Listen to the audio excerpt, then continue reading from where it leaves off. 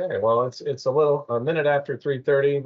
We'll continue letting folks in as they arrive, but we can go ahead and get started. And I want to start by saying welcome. Welcome to the first Drive Ohio K-12 professional development webinar. Today's topic is drones and vertiports. And if you're wondering what a vertiport is, don't worry, we've got that covered. We'll tell you all about it. And to help us get rolling, I'd like to introduce my co-presenter from the PASS Foundation. Bree, would you like to introduce yourself? Hello, everyone. I actually saw a few names I know actually coming in, so that's pretty cool. But my name is Brianna Agamesu, and I'm the Portable Innovation Lab Coordinator here at the PASS Foundation.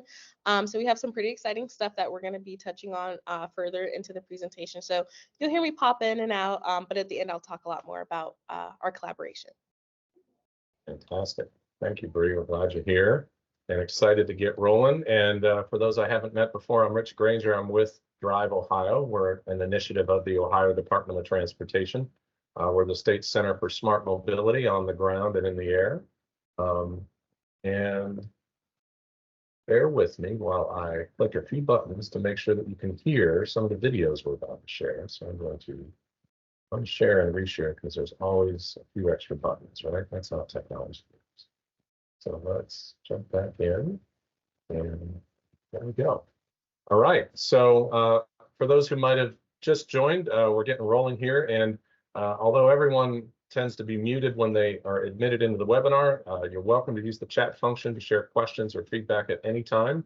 And there is a way that we can unmute you so you can share your comments if you'd like to speak up. Just raise your hand or otherwise get our attention. We've got a few folks watching the chat for us. We'll pause as often as we can over the next hour to talk things through. So I'm going to start by just sharing what our agenda is for today. So we gave a little bit of a preview with the registration information.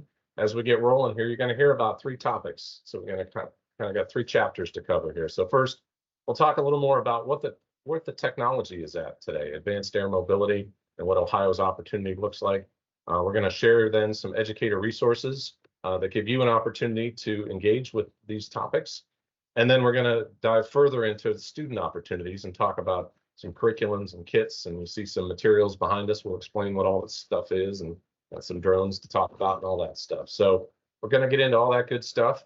I'm going to at least try to run a few quick meeting polls here to get some feedback from our audience. So let me click a couple buttons here. And we're going to start with, I've kind of given you a sneak preview of what our agenda looks like, but ideally, this poll should be showing up. And you can kind of rank, what do you hope to learn about during this webinar? So if you're able to, through the way that you've logged into this webinar, if you can answer and submit, I think there's some arrow buttons. You can move things around till you get them in the order you like. Your choices would include curriculum, learning about in-demand high-tech jobs, learning about drones and other new technology, and industry-recognized credentials. So those are your choices. I'll give it a minute for anybody who would like to participate in that poll. You can submit, and then we'll see what the answers look like. So I should take the poll too. Huh? There's no wrong answer.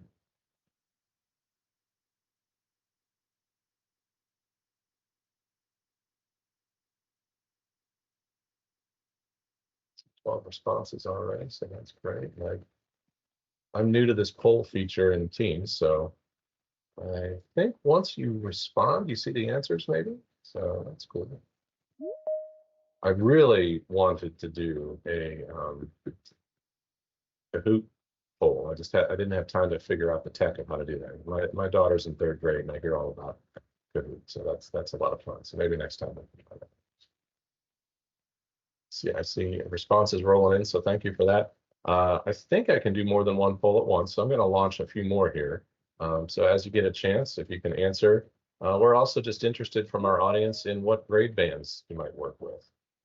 So you can answer as many of those as you like. All of the above is acceptable too. So there's another poll that hopefully is, I think these things stay live, so we don't need to wait and they won't disappear. So we get a few more polls going, so just so we can see what, if we were in a room together, we might have folks speak up, but this seems like maybe an easier way to get some quick feedback.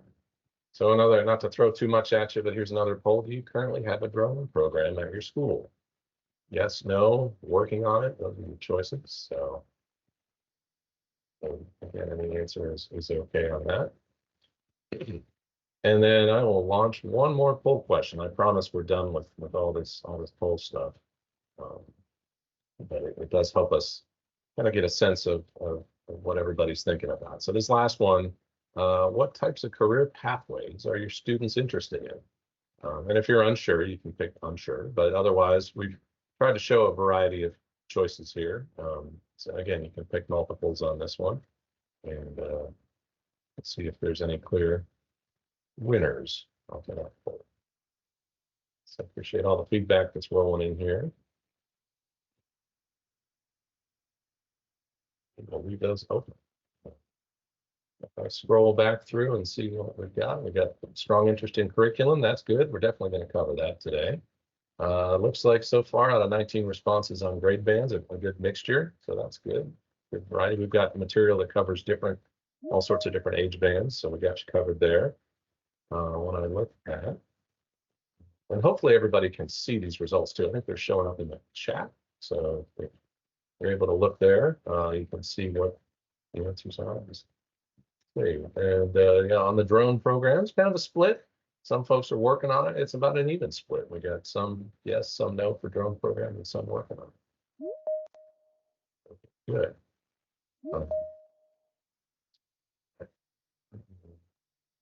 Sensory overload with all these different buttons I got to click. I'm not used to these polls, so this is good. And let's see, I'll just kind of read off what I'm seeing for the last one on the areas of interest. We've got a kind of a couple towards the lead: engineering, technology, skilled trades. And I realize there can be some overlap from these, and we probably missed a few. So if you have other poll responses that we framed the question wrong, feel free to throw any other thoughts in the chat on things we might have missed. But this just helps us out. And on that last point there with career pathways, I think what you're going to hear in a moment as we get rolling with our material we're going to share is that all of the above we think are applicable across these tech areas. So it's going to be, I think, an interesting part of our conversation. So appreciate everybody who has chimed in on the polls. If you haven't yet and would like to submit a response, that'd be great. I think we'll have that data available throughout. And without further ado, I'm going to keep moving through our agenda. Rich, I was going to jump in and just say I can see the polls. There is a comment from one person noting that they can't see them. I don't have a text solution, but I just wanted to let you know that not everybody might be able to see them. Appreciate that. Thanks, Jackie. Yeah, it hopefully it's showing up in the chat window. So if you're able to get the chat, you should be able to respond through that. And for some of us, there may also be a poll button. And I see a few others that maybe can't see it. Some can and some can't. It may have to do with how you join. So I apologize for any glitches there. And maybe I'll take a note. What we can do is we'll share these same questions after the event. So we would welcome feedback afterwards too. Jackie, if you are able to copy the questions and just throw those in the chat, there may be a chance that people can at least see the questions chat. So we are always experimenting here at DriveOhio, and this is yet another experiment that we're running. So thanks for bearing with us. So unless there are other immediate questions, I think we will get started with our prepared material here because we want to spend the rest of the hour talking about these topics. So we're going to, looking back at the agenda here, we're going to go through what's happening in advanced air mobility, and then we'll move into these other resources. So along the way, we've got a few videos to share. I'm going to start off with a video from our great director of the Ohio Department of Transportation, Dr. Marchbanks, who shares his thoughts on the importance of STEM. So let's give this a listen. Hello, my name is Jack Marchbanks. I serve as director of the Ohio Department of Transportation for Governor Mike DeWine, and I am a former STEM student. Yes, I was one of those geeky kids who loved math, who wondered about astrophysics, who wanted to know why the little turtles and tadpoles were dying in the stream near my home in Dayton, Ohio, a little stream called Wolf Creek. True story. I wanted to know why. So I went into what? What could I do? So I learned biology and chemistry so I could figure out what was happening. So when we talk about STEM, we need to know that there's something before STEM. It's who, what, how, and most importantly, why. Why do you want to do this? Is it really you? If it's really you, you should be proud of it. I was proud of loving math. And yeah, we got, kind of like picked on. We were the geeky kids, but we found each other. There are other people out there like you, and obviously there are other people like you here in this particular gathering. So I encourage you to follow your dream. If it's math, if it's biology, if it's coding, if it's astrophysics, like I wanted to be an astrophysicist like Neil deGrasse Tyson. All these things are wonderful. They will advance you, you will benefit society, and you will feel good about it because you are the who in tomorrow, and the who will make this a greater society because you are a STEM student.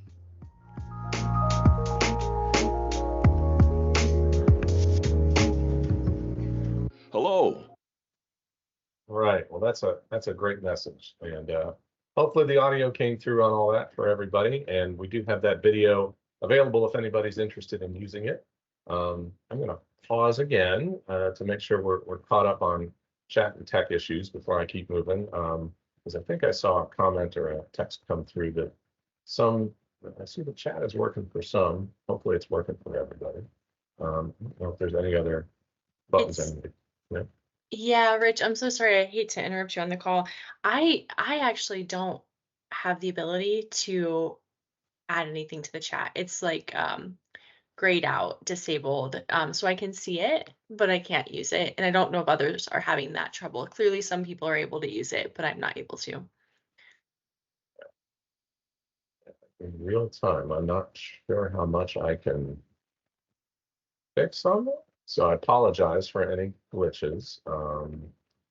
And this is our first time using this sort of webinar version of Teams. So I apologize for any technical glitches, but when in doubt, you can email us your feedback, and I am seeing at least some chats working. So that's progress. All right, so we're gonna keep on moving, and what I'm going to do now is just maybe walk through a little bit of background on air mobility, and you might see a very old looking picture here.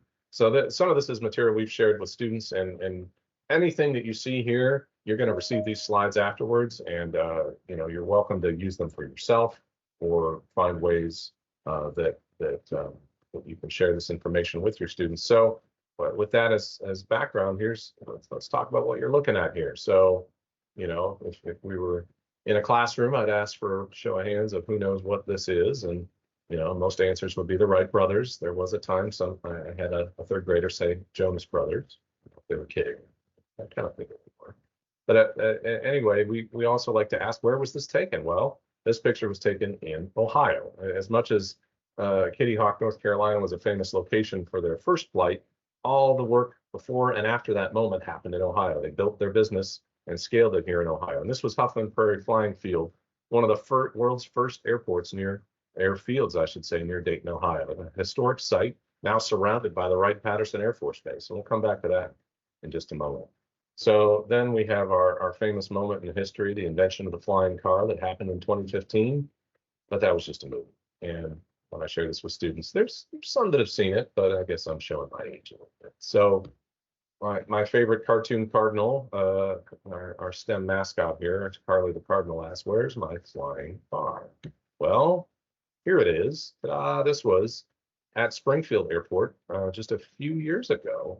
2021, we did demonstration flights out there, not far from Dayton, where it all started. Let's watch this video real quick and see what this looks and sounds like.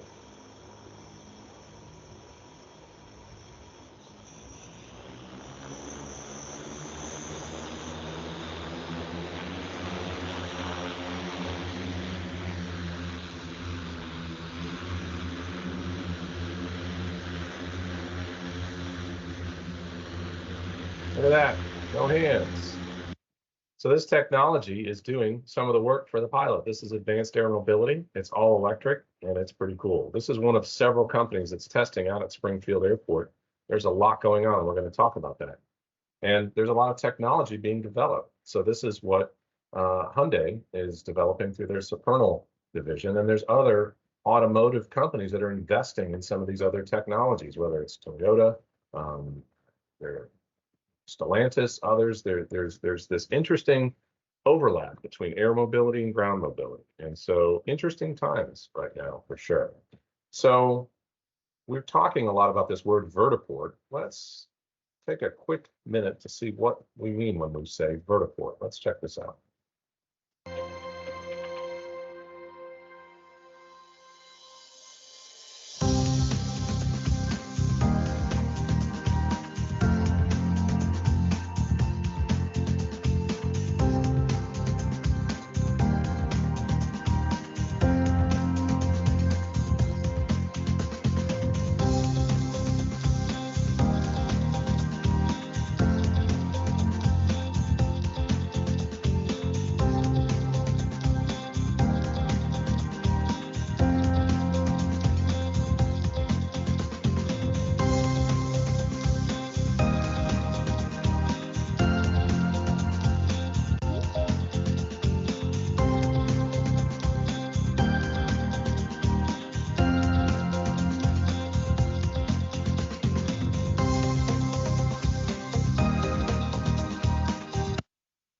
There you go. Take what you know about a heliport, and it's a little different.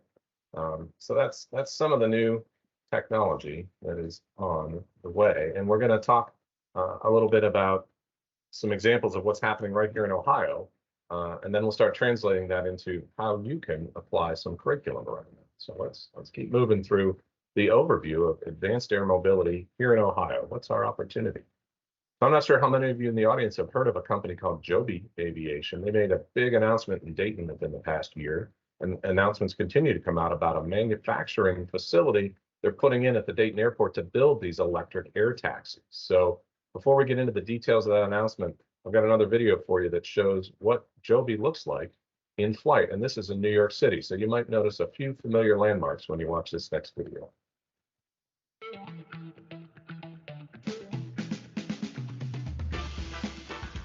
I am just really excited about this moment. At the downtown Manhattan heliport, we are going to establish the world's first heliport with infrastructure for electric-powered helicopters of this nature. To be able to, number one, move faster to and from our places, the airports, or other locations, but to do it in a clean, green way.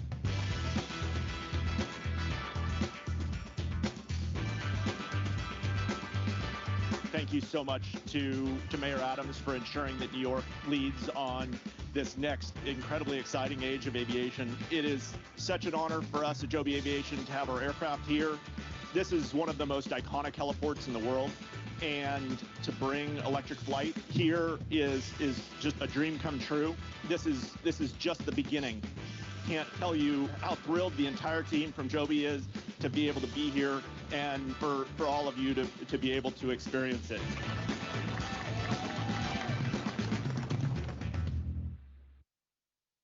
Pretty exciting. Heliports, vertiports.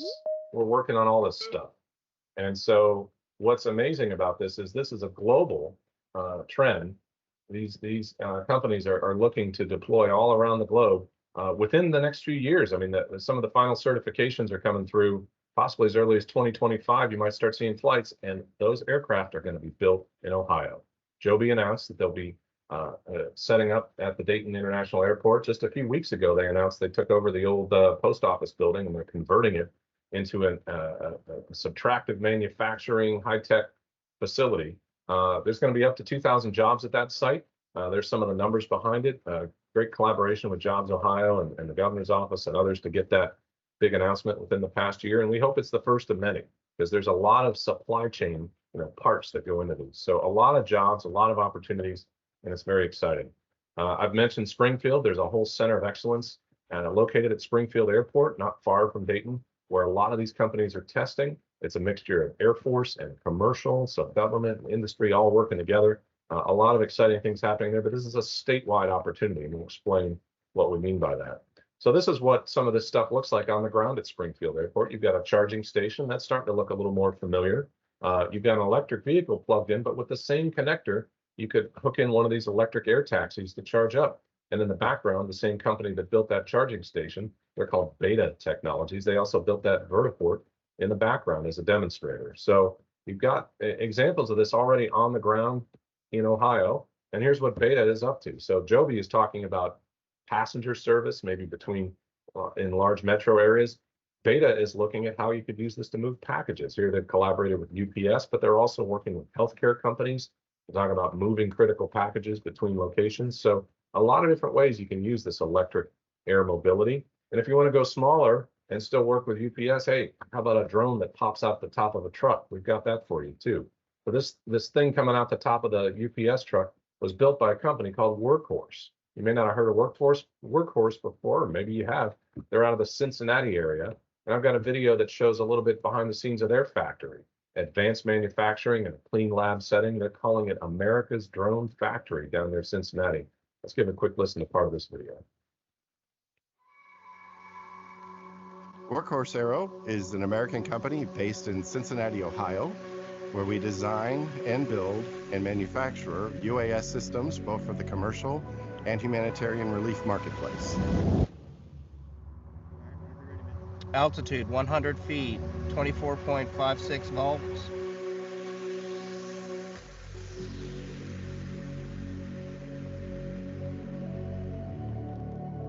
"22 satellites, 3D lock, go flight.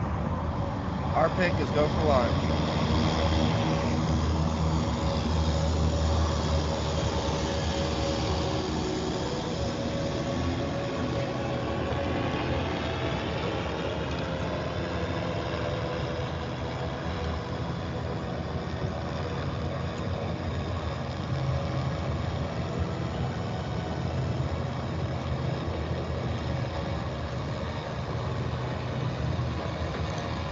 There you go, drone delivery in action. They are testing all sorts of different versions of that aircraft. And so are other companies too. Here's Kroger working with a company called Drone Express. Now this is a cool story. I don't know how many heard about this or maybe even used the service. This was in Centerville, Ohio, in Southwest Ohio. For about a year they did this pilot program. And Kroger teamed up with Drone Express. And if you were within 2 miles of the store, you could have up to 5 pounds of groceries delivered to wherever you're at using the app. What's really interesting about this is Drone Express built these in Dayton, and they tested them in Springfield before they announced the service near Cincinnati. You've got a legacy company like Kroger, headquartered in Ohio, working with a small startup, working out of a manufacturing center in Dayton with Drone Express, collaborating with the Ohio Department of Transportation, operating that Sky Vision system that was developed in collaboration with the Air Force Research Lab. Federal, state, small business, large business, all working together. A great Ohio success story there. And we've got a whole team managing these uncrewed aircraft systems or drones for the Ohio Department of Transportation to inspect bridges and help with oversight of construction projects and disaster recovery and all sorts of purposes. So a lot happening in this space and a lot of jobs along the way. So hopefully you're starting to kind of see the picture of how this curriculum ties in with some really cool opportunities in Ohio. And just to put a little bit of a finer point on it, these are the different technology areas that DriveOhio works in. Today, we're zooming into that topic in the middle of advanced air mobility, which includes drones and these electric air taxis. On either side of that, you've got other technology areas that we're not going to talk about in detail today, but just know that the world of electric vehicles on the ground and also these automated or self-driving vehicles that are sometimes connected and communicate with traffic signals and other infrastructure. We're working on all of that. And we've got opportunities in all those areas. We've got curriculum in all those areas. We couldn't possibly cover all that in an hour. So today we're focused on drones and vertiports here in the middle of this picture. So zooming in a little bit on what are the jobs, this slide is both too busy and not busy enough because we could add more on here to show even more examples. But what we're trying to show here is, even if you just stay with advanced air mobility for a minute, there's all sorts of different engineering disciplines that apply here, not just aerospace. You could talk about materials science for the composite materials that are used to build these aircraft. You could talk about the battery chemistry of how to get an electric aircraft fully powered and recharged. All sorts of other technologies there. In the middle of that row there, you see GIS analyst, UAS pilot, lots of acronyms, right? The point there is a drone pilot. That's a job that didn't exist before. Likewise, this GIS, that's Global Information Systems. It's a way that information is collected. These are kind of what I sometimes call hidden jobs. Maybe people didn't know they exist, but they're out there and they're growing and they're pretty lucrative. They can be very promising jobs. And sometimes it's a skill that's added to another job. We have some people that share both of those titles. They're both a pilot and an analyst. And we'll hear from one of those ODOT employees in just a minute on another video we have. And then along the bottom, you've got all your skilled trades, which are super important, the foundation of everything that we're doing here, whether you're talking about maintenance techs for ground or air mobility, electricians, there's just an incredible shortage, as many of you probably already know. And as things go electric, we need more of those skills. So we could talk for much longer about these career opportunities. Just wanted to give a snapshot of what's out there and what jobs that these skills tie into. And in a little bit, we'll talk about industry recognized credentials that students can earn towards those career opportunities. Along the way, I want to share a perspective on what careers look like from some of our early career employees. Here's Helen. She's one of our drone pilots at the Ohio UAS Center. She also is a program analyst for us. And she's going to talk in this next video clip about what to expect in this career field and how to get into it. So let's give this a quick listen. I guess if you wanted to get into this field, it would be great to start off by buying a little drone, flying it around, getting used to thinking about the world in that way, thinking about it from above. When you have a drone in the air and you look down and suddenly like, wow, everything looks different. I'm above it and I can see everything from a new perspective. It will change how we build roads. You'll probably see more autonomous cars, whether it's just Amazon or taxis or Uber of some sort or Lyft. And I also predict that more people will be more willing to actually use these technologies because a lot of people are actually afraid of it now. They think that, well, a car driving itself, there's no way it's going to be better than me at driving, but the reality is it's a computer, it doesn't make as many mistakes as humans do, so that's where I think we'll be. Just more autonomous vehicles on the road for sure, and people will be more comfortable with it. Imagine not having to take a road to work. You go in the most direct way possible. Go to the nearest vertiport and you get in your drone and you fly from Canal Winchester to downtown Columbus. It is an incredible field for kids to get into. There are going to be a ton of jobs in the near future, tons of jobs in this sort of realm with using drones to complete tasks, to do survey, to do bridge inspection. There are already tons of jobs in it, and I think that's only going to grow. I guess Well, they said it better than I could, and that's we also had a cameo appearance there from Kenya Gray, one of our former DriveOhio interns, who's now a city planner up in Cleveland. We're super proud of everything that he's doing these days. And so that was a clip out of a longer video that we have on our website. When we get into the toolkit, we'll talk to you a little more about what's available there and all these video resources that we like to make available to make sure we can share all that. I'm just going to pause as we transition into the next section. I see at least one question in the chat. We will absolutely be sharing these slides afterwards. You'll get an electronic copy of all the slides you've seen. We'll do our best to embed as many video links as we can, and if we miss something, just let us know. I know earlier we learned that for at least a few folks, the chat function might not be working, so sorry if that's a barrier here. We're going to try to work through things in real time as best we can. Unless there are other questions right now, I don't see any others in the chat. We can keep moving into the next section to talk about educator resources, because we're getting to, and if I believed our poll at the beginning, the majority interest was in curriculum, and of course interest in the other topics too. So we're going to, as they say on the internet, we're going to get to the good part. So here we go. Let's jump in a little bit. I'm going to talk a little bit about DriveOhio workforce resources, and I'm going to hand it over to Bree from the PASS Foundation, and she's going to add in some exciting pieces of resources that we want to share with you. So at a high level, what is DriveOhio doing? We are in workforce development, we say from pre-K to PhD. We support all these different age groups and interest areas, and we adjust what we're offering depending on the audience. So for our youngest learners, a lot of problem-based learning and hands-on. for our high school, career tech, and higher education students, capstone projects and other applied work-based learning, where they can try out different roles and maybe test out different career pathways. And for incumbent workers and teachers too, we work with the tech cred system. So anytime you're upskilling as a teacher, if you're not familiar with tech cred, your employer, your school can get reimbursed for training that's on the tech cred list. We'll talk about that in a little bit and what that looks like. So lots of things to pick through here. To try to make it as easy to navigate as possible, this school year we launched the DriveOhio Educator Toolkit for K-12 and career tech. This is a one-stop shop for resources that we've kind of collected and tested and found over the past 5 years we've been doing this work. You see different categories here. You've got curriculum, which we'll dive into in just a minute. We've got professional development, which you're experiencing here today, whether you're watching live with us or watching the recording afterwards, or a little bit of both. And we've got career connections material that is kind of a crosswalk with the Ohio Department of Education and Workforce program of the same name. All these resources are free. They're all available on the website shown there with the QR code. Many of you may have seen this stuff before.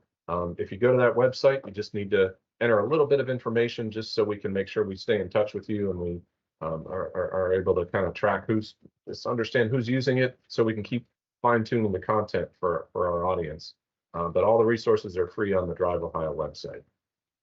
So I'm going to briefly talk about some career connections examples before handing it over to Bree to talk about some of the other pieces of curriculum we've been co-developing. So career connections, right now we've got a couple different webinars live on our website that you can watch anytime. This particular episode featured here was about drone pilots. So two of our friends and colleagues here shared their perspective in a conversation about what it's like to be a drone pilot, what it takes, what the job is like, credentials involved, and all sorts of topics. So you can go check that out anytime. And we're working to break that content into smaller pieces that we can then share with students in maybe 1-minute video clips through social media, things like Instagram. We've got a version we're calling Career Connects with an X to kind of shorten things up and make it even more student friendly. So watch for more content like that over the coming months.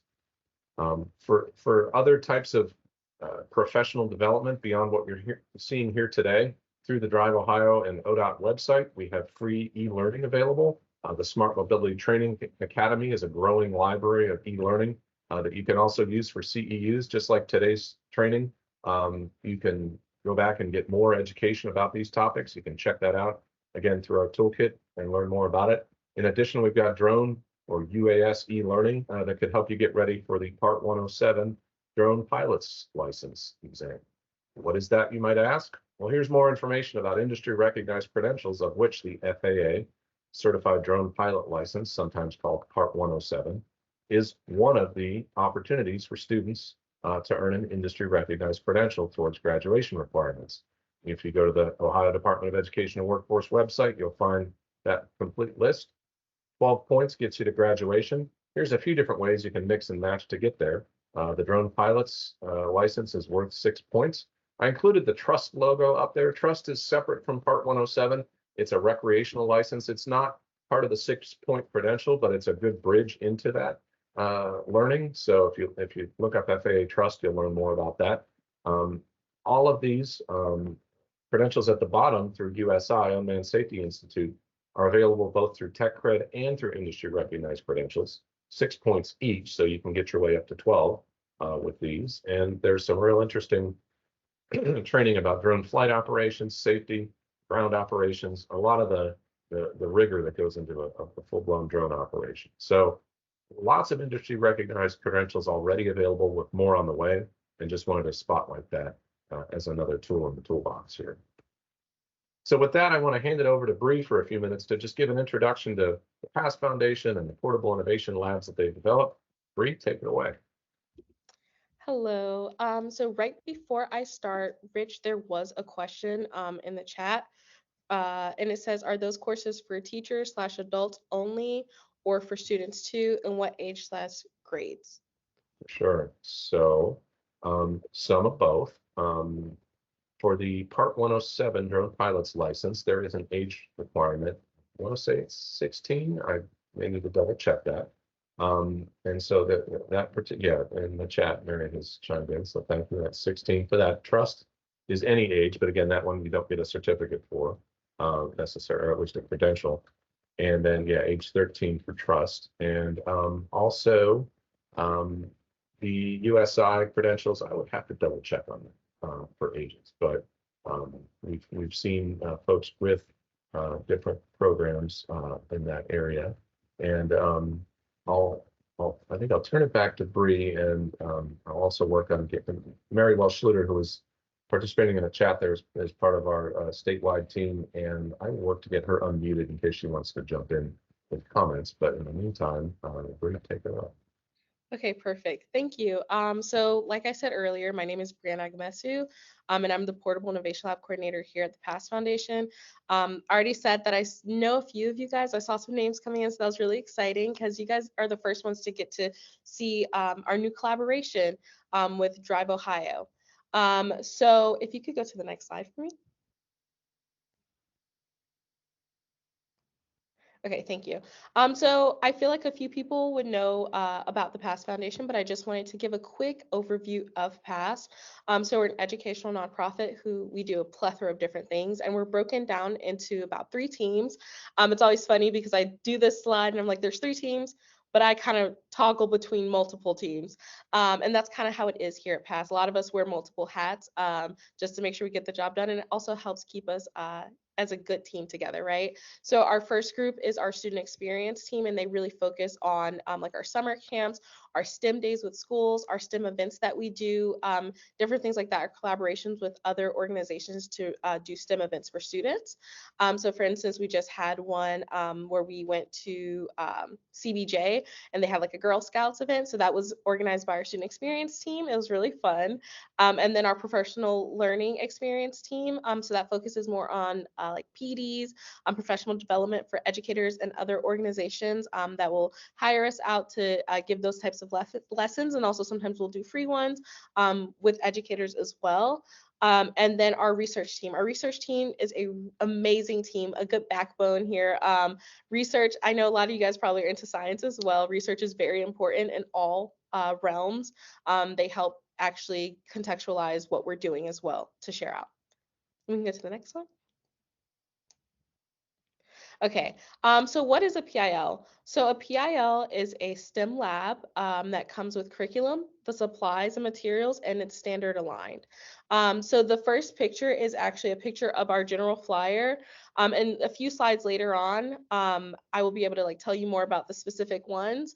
And then if you guys have any questions throughout this, you also can just pop them in the chat and I'll just kind of keep an eye on it just to be able to answer them at the same time. And then so the curriculum is standard aligned as well. And I always like to push that you can use this in any grade range. A lot of our labs can be used in any grade range. Obviously, you know your students and what they're capable of. And for instance, we have a forensics lab that talks about some heavier topics sometimes. So we have our fairy tale forensics for our younger kids. So a lot of times we'll try to do that when we have certain labs that we know really can't be tailored to go down a little bit. We'll create a different lab that suits a different age range because we really want this to be applicable to all groups, right? And then the supplies. So the supplies are included and everything is completely free. There's no cost to anything. That's the big thing. I get a lot of educators that'll ask me, what are the strings? Like what strings are attached? And I promise there are none. It's completely free. All you have to do is just promise to return it and hopefully check out more, right? So it's kind of like a library lending system is kind of how we like to frame it when we're explaining it to people. And like I said, all the curriculum is standard aligned. And here are just some pictures of some of the labs in use with the students. So we have our drones, which I'll talk a little bit more about in a little bit, our spheros, our 3D printers. The fingerprinting is done with our fairytale forensics and our crime scene forensics. Okay, so there's a chat and I'll go ahead and just answer that right away. So we are in Columbus, but different areas. If you're outside of Columbus, if you're able to come and pick up and drop back off to us, you are more than welcome to utilize our labs as well. And we actually are opening up to have distribution from the OSLN hubs in Akron and Dayton. So if you're closer to those areas, you also can look at the website and see what is available there too. But if you want to come to our location, you're more than welcome. There's no limit, no cutoff, but it is a pickup drop-off system. Yeah. Thank you for that question. That's really good. And also with the reservation time frame, it's about 2 to 3 weeks. So if you guys have any questions about that, you can just pop it in the chat or reach out to me afterwards as well. So these pictures are just examples of some of our labs in use. The bottom middle one is from our Science of Fragrance lab when we talk about toxicology. So that's a really cool lab to do with the students as well. And then on the bottom right, we have our Clean H2O where students are actually creating a handmade filter and talking about filtration and the importance of water. And then these are just some pictures of our drones in use with our students. The kids love the drones. Adults love the drones too. That's my favorite thing whenever I take it out to schools. A lot of the adults will just like kind of ignore me. They see the drones come out and they're like, okay, I want to start playing with them. Let me get them. And that's one of my favorite feelings is when I'm like, oh, you guys are more interested than the students are sometimes. So we can go to the next one. Okay.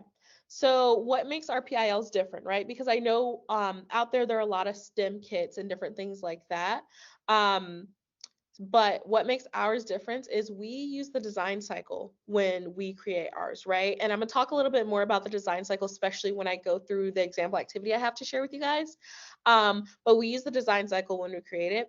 And our labs are transdisciplinary. So whenever I'm creating curriculum or I have help from other colleagues about creating curriculum, we really want it to be transdisciplinary, right? We want it to cover multiple areas. We want it to be applicable to multiple settings. This is not just for science teachers. This is for English teachers. This is for math teachers. This is for art teachers. I even have a music teacher that I'm helping create, that's helping me create a music lab, right? So we want this to be accessible for everyone. We don't want this to just be just science, right? We want STEM, not just the science part of STEM. And we're innovative, right? So we're trying to create labs that are more advanced and entertaining for students because, yeah, students have seen a volcano eruption before. It's fun. I love doing it. But what's the next step that we can take to really get them involved, right? And to have those bigger discussions and have them become leaders and have it be student centered, right? Okay. We can go to the next one. Perfect. And so how can you use our PILs?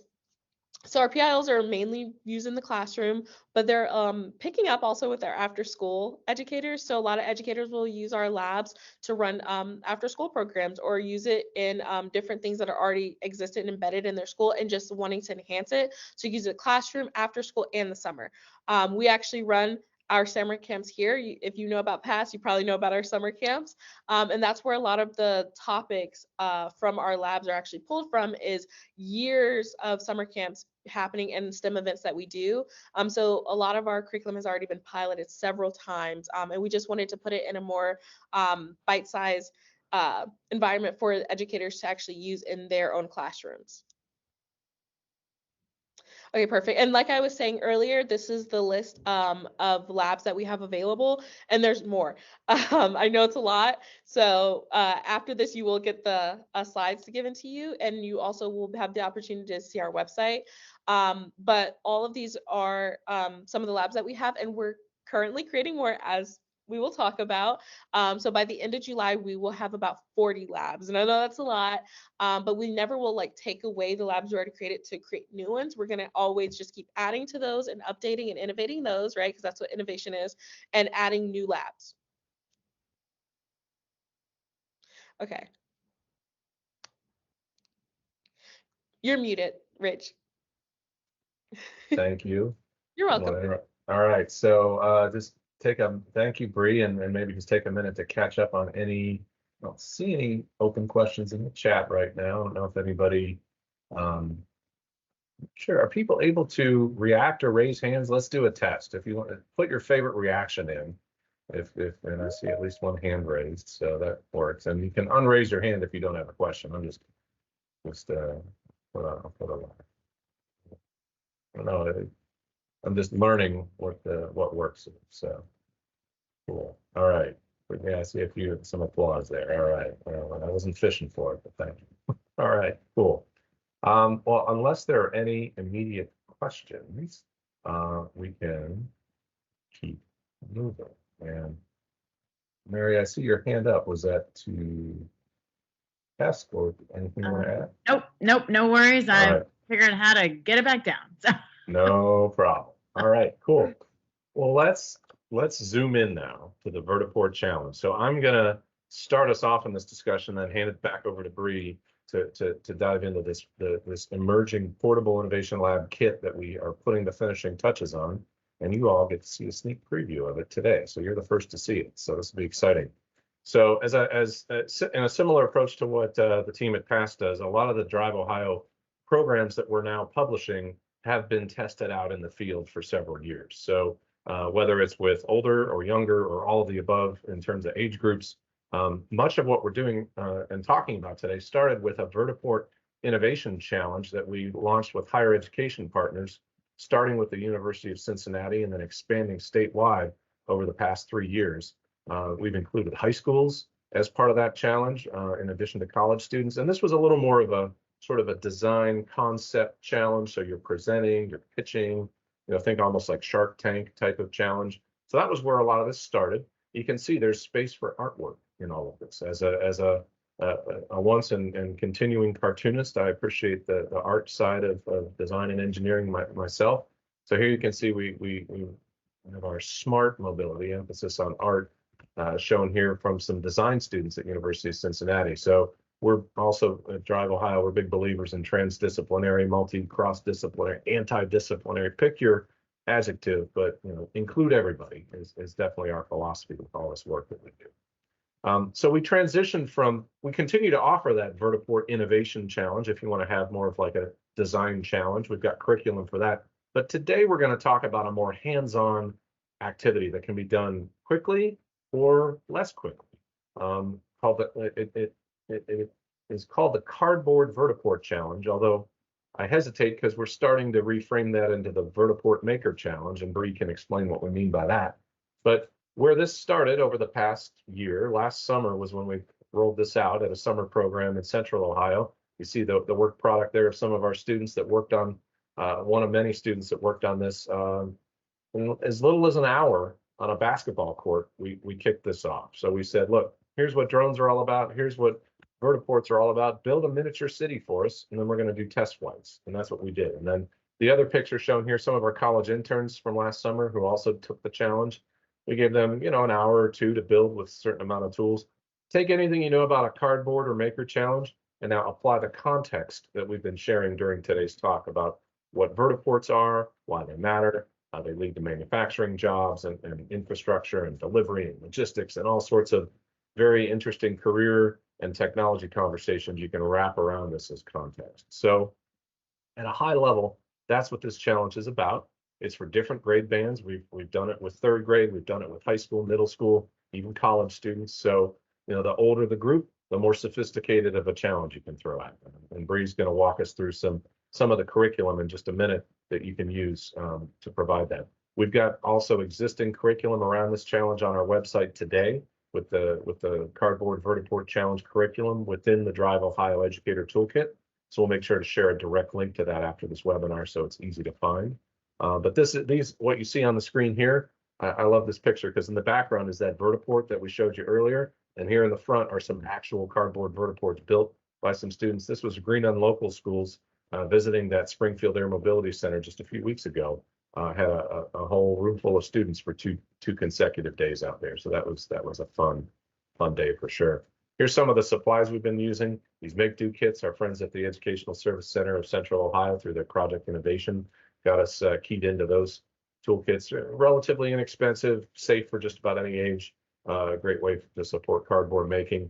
And on the right, there's any number of different drones you could pick from. We know that DJI is starting to phase out their Tello drones, and we're seeing new offerings hit the market. So we can talk now or later about maybe what some of the emerging options are for small drones if you're looking to buy your own. But as Bree said, these kits that we're talking about today are free. So without further ado, I want to turn it back to Bree to talk about the Drone and Vertiport Portable Innovation Lab. Take it away. Thank you, Rich. I do want to start off answering a chat question. So are the content list of the labs available in case you don't live close enough to borrow?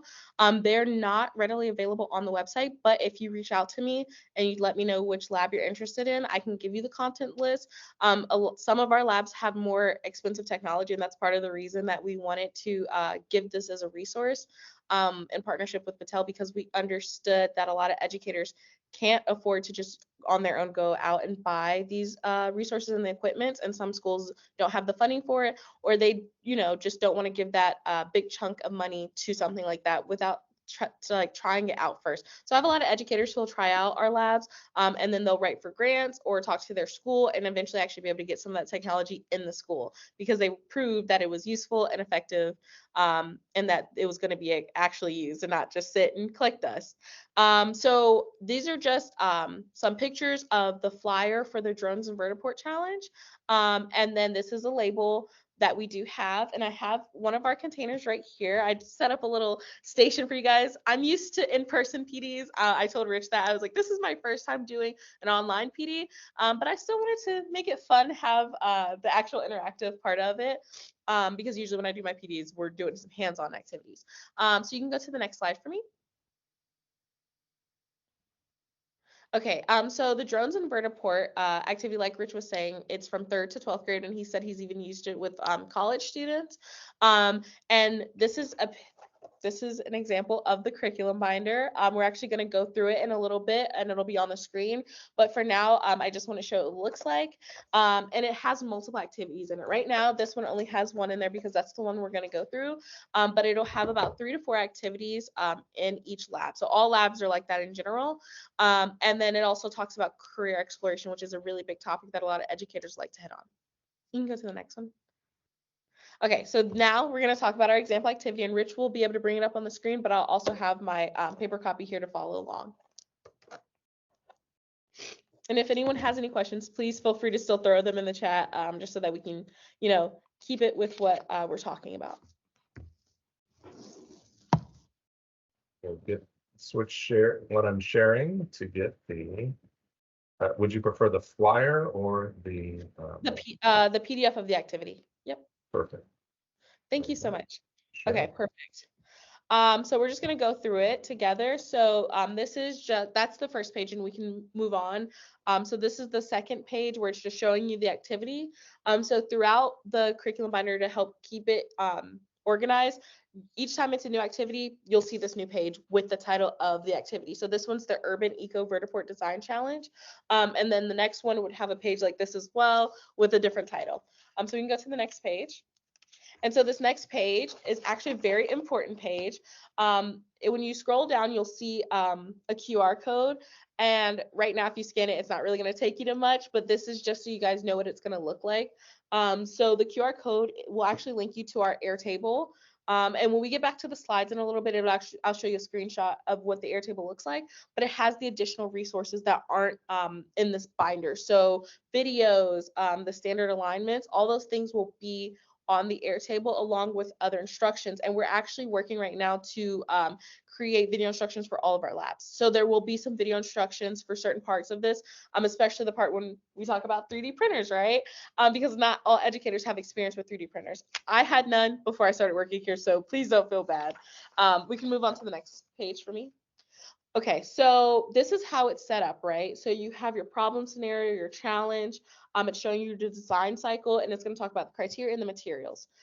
So I'm not going to read you all of this, but I will tell you that we're talking to students about being able to develop a vertiport for a drone that actually is helpful to the environment that they're in. And this environment is going to be Columbus, right? So Columbus is an urban area, and that's what some of the videos were talking about, being able to get from, I know Helen in the video talked about being able to get from Canal Winchester all the way to downtown Columbus, right? So this is a very real thing that would be very effective and useful for people.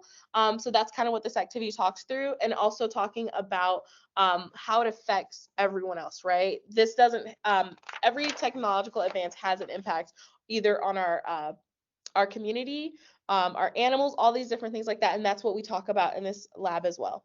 We can go to the next page as well. And so teacher notes, that's just there for you guys to jot down notes in between going over this with your students and reading it yourself. And then we can go to the next page. And so we talk about the design cycle, right? So we talk about the brainstorm, the design, modification, the testing, all of those different things. And it's actually broken down for you so you know which stage you're going through. So you know how to explain it to your students. So you're going to have them, like I was saying, consider how it affects all stakeholders, right? The residents, the environmentalists, the advanced air mobility users, and different things like that, and how it affects their lives. And then you're going to talk about any environmental issues or things that also vertiports and drones actually help, right? So like we were talking about with some of those videos, it's actually a greener way to do a lot of like the flying and the delivery. So there's a lot of benefits that the students need to know about as well. And we can go to the next. And then this is just the area where they'll have to do their design, and you'll talk to them about doing their design. And then we can go to the next one. Thank you. And then we're talking about the build, the test, and the evaluate, the modify, and the share out, right? So this is where they'll actually build their vertiport, and they will actually have the drones, which would be included in the lab, and they'll test their vertiport with actual drones. So getting that actual experience, not just talking about it, not just thinking about it, actually putting it into fruition. And that's a really big way to leave a lasting impact with your students, right? So these are some of the things that are included with the lab. So you'll obviously have your tote. And this is not even all the supplies. I just wanted to pull out some of the major ones. So our 3D printer. So you'd get a 3D printer with this lab. Because like, as Rich was saying, it was called the Cardboard Vertiport Challenge, but then we started doing some back and forth thinking, and we were like, well, what if we do more than cardboard, right? Like, what if we make it the maker challenge? What if we allow there to be more than just cardboard? So that's why we're able to thankfully include a 3D printer. And then I just wanted to show you guys our drone. So like Rich was saying, the Tello is kind of phasing out their drones. So we are actually switching over from Tello 2, but this is what we have at the moment. And I just wanted to show you guys what they look like. And then also, you can go to the next slide for me.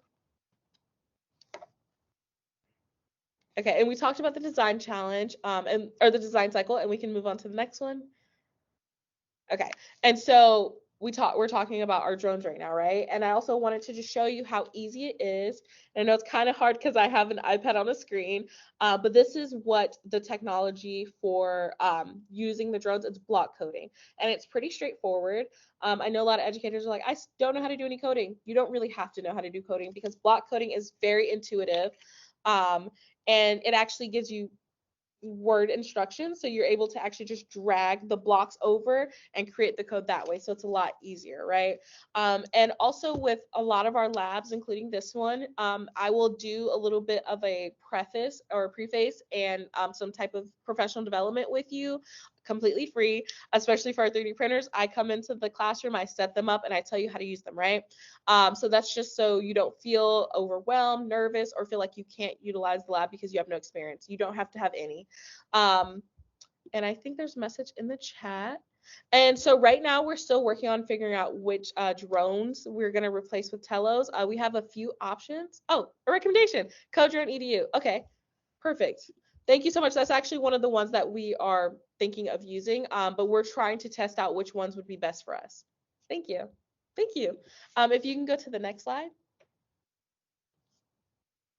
And this is the Airtable I was talking to you guys about. So you'd be able to click in that and then see all the additional resources, and then all those different things like that, and photo attachments, just so you can see some examples of what's been created, what it could look like, so you can showcase that to your class, and also you just see it on your own as well. And then we can go to the next slide.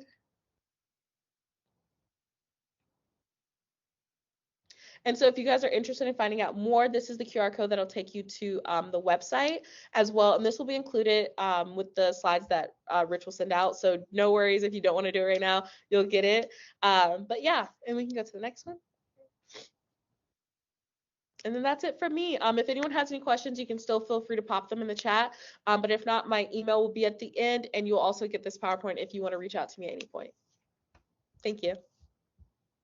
Thank you, Bree. Wonderful stuff. And I know we're right at 4:30. We can maybe stay on for just another couple minutes for those that can hang with us, and we'll share a little bit about the future and what else is on the way. And also make sure we've answered any open questions here. I see one question in the chat. Are lessons only available in PDF format? Are there Google options? Bree, I don't know if you could comment on that. Yeah, I can definitely answer that. So whenever you get the Airtable, it is in PDF format. If you're unable to use that, I can create it and share it in Google Docs. But we do it that way just so it's a lot easier. It's universal to download. PDFs are pretty universal. But if there's anything else that you guys do need, whenever you get the lab, you can just reach out to me and I can help you that way. Thank you. Super. A couple more questions I'm seeing in the chat. Can we get the chat text sent as well? That's a great idea. So I will figure out a way to copy and export that. Another question from David. What are the next steps after going through a lab? Bree, did you want to start with that? And I can add. Yeah, let me make sure there's none before that. Okay, perfect.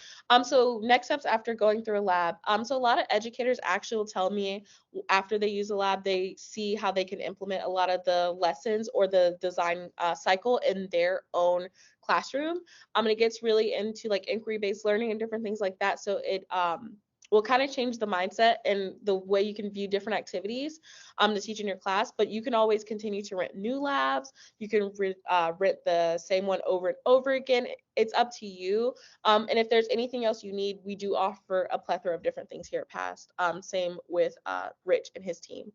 Okay, let's see. Are you aware of any districts that are doing summer? I personally do not know about any districts that are doing drone summer camps. I don't know if Rich knows. Here at PAST, we do our own summer camps, and I think we do have an aviation one this summer that's running again, and we use drones. But I don't know if Rich has any other information. Yeah, I'm seeing a few popping up in the chat. I see Greene County Career Center chimed in. I think I saw was it Chillicothe City School District had a summer program.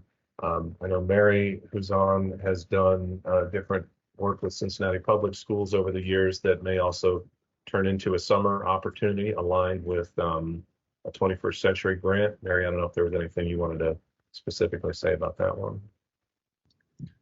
I'm sorry, Rich. You were talking about somebody asked specifically about 21st Century grant. Is it in the chat? It was more about just about any summer drone programs, examples of summer camps. And I know you might have. I know you're maybe not quite ready to no, that's share any fine. details yet, but no, that's fine. Yes, yeah, no. So we're pretty engaged. So I'm Mary Walsh Fluter. I'm the CEO of Partnership for Innovation Education, also the statewide director with the Smart Mobility K-12 program. And we've really been working with drone programs since 2018. And so every summer and actually during the entire school year, we put together programs during the in-classroom. So we engage with all the sciences, so physics and math and et cetera. And then we dovetail those programs into after-school programs where we partner with school industry partners within the 5-mile radius, and our kids actually do drone technology projects for all these different companies, and sometimes they get reimbursed in kind. So we're big advocates for drone technology, and we have some pretty highly evolved drone pilots who have been certified within our urban sector kids, and then also we've got some pretty robust drones that are pretty expensive, and they do videos. They've worked with some cinema companies. And so there's so many opportunities that you can develop with drone technology. It's not really just, I hate to say people call it a toy because it is so not a toy. We can teach math with it, science. We work with Xylem out near Dayton where they do water capture in the middle of lakes. So there's a lot of great opportunities that kids can get involved. So that being said, in the month of June, here in Cincinnati, I run the 21st Century program, and in that month, we're going to be doing at least 2 weeks worth of drone tech programs. So if anyone has an interest, they can get through to me or through Rich, and we can give you more information. I can hook you up with the educators who are putting this together and the companies who are our partners. Is that pretty good? Wonderful. Thank you for the summary. That's great. No worries. Thank you. Great. And I see Bree has been answering some of the questions through the chat. So that, just to kind of get that on the record here for those that can't see it, can you localize your lab story? Yes, we can. And I think that's a great way to think about it. Because anything That's what I mean, when we first launched this Cardboard Vertiport challenge, we had students building their miniature version of, we were in Grandview Heights. And so they built like, here's the pool and here's the Target and the coffee shop. And so anything you can do to just make it super authentic, we highly encourage that. So there was another question about, are they considering partnering with other STEM support orgs like ESCs or in Ohio to have kit loans closer to districts? I just sent a message about that actually. Cool. I personally am unsure about that. But I did say if you want to email me with any other questions or help like finding resources or anything like that, I'll do my best to answer those questions. And if there's anything I can share with you, I'll be happy to do that as well. Thank you, Bree. Yeah, and I tried to put my email in the chat. We've got a workforce email that we can use. I'll put it up on the screen here. And again, all these materials will be shared with everybody afterwards. But yeah, reach out to either of us and whatever questions you have, we'll work as a team to make sure other questions are answered. And I see a few other folks have been sharing their emails in the chat, which is great because we view this as a community. Right now, we are broadcasting out. We are putting this curriculum out there into the whole across the state of Ohio to encourage folks to use it, try it, experiment with it, adjust it, adapt it. And then if you have time, we'd appreciate it if you could share it back with us. Tell us how it's going. Share it on social media, tag our organizations, however you care to share that. We're trying to create a statewide community that can share all this. I didn't have time to really talk much about how we've got this stuff listed on InfoOhio through that website. So we're trying to make this as easy to find in multiple locations as possible. And we're always adding more. So you're seeing kind of the latest, greatest of our drone offerings, but we're going to be doing more of this. So I guess to cover a couple slides that we kind of skipped over real quick, we will have more PD coming up. Some of you may be registered for some of these other ones too. So on April 23rd, we'll have a similar virtual workshop focused on our Smart City Adventure. What is that, you might ask? It looks something like this sometimes. These are third graders in Reynoldsburg that were city planners for a month or so. They do it every year. I'm going back to Reynoldsburg, I think this Friday, to visit with them again. So you'll hear all about that next week if you're able to join us, for those that are tuned in live. And we've got an in-person PD workshop coming up as well, June 5th at ODOT Central Office in Columbus. And so it'll be a little more expanded and more hands-on. So even if you've attended these webinars, if you're interested and haven't signed up yet, you can check that out. We do have a little bit of a room size limit on that one, but if we get into a wait list, we plan to offer more of these sessions either later in the summer and or in the fall. So these are not the last PD workshops we will be doing. It's just the only ones that we've got scheduled at the moment. So watch for more into late summer and well into the next school year. We'll continue doing workshops like this. Definitely follow us on social. Pick your platform that you like best. I highlighted Instagram here because we're trying to put that Career Connects content out there. We're also pretty active on LinkedIn and Facebook, and of course the PAST Foundation has all their accounts too. They have an awesome podcast, by the way.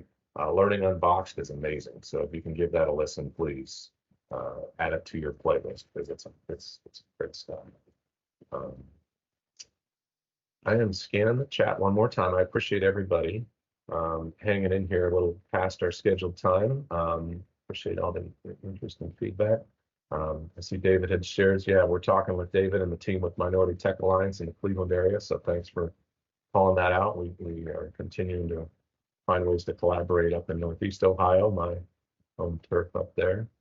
And although DriveOhio is home based in Columbus, we are a statewide organization. We are publishing this stuff virtually to make it available statewide. We can't always be there in person, but we are definitely up for whatever type of virtual meetings we can have to help you with this. So if you want to have a one-on-one meeting, just shoot us an email. I'll throw that email in the chat as well, and we can always schedule a Teams call directly with you to have a planning workshop or office hours or whatever. Did we miss any questions in the chat? I feel like we're caught up. I think we're caught up. I tried to answer as many as I can also in the chat, but like Rich was saying, you can just reach out to either one of us if you have any questions, and I would love to hear from you guys. Sure. Great. Well, hey, I know it's getting late in the day and it's a busy testing week for a lot of you, so we're gonna, I think, ready to wrap things up here. Just some housekeeping. We will get this video put together and posted. It'll probably show up in a YouTube playlist, and it may give us a few days to get all that out there, but we'll push that out. We'll share the slides and make those available as a resource. And yeah, just reach out anytime with questions. And with that, I think we're going to wrap up for today.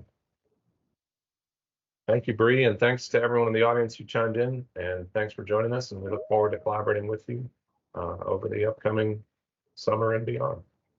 Thank you, Rich. Thank you. Have a great day, everybody. Bye. Thanks, Rich.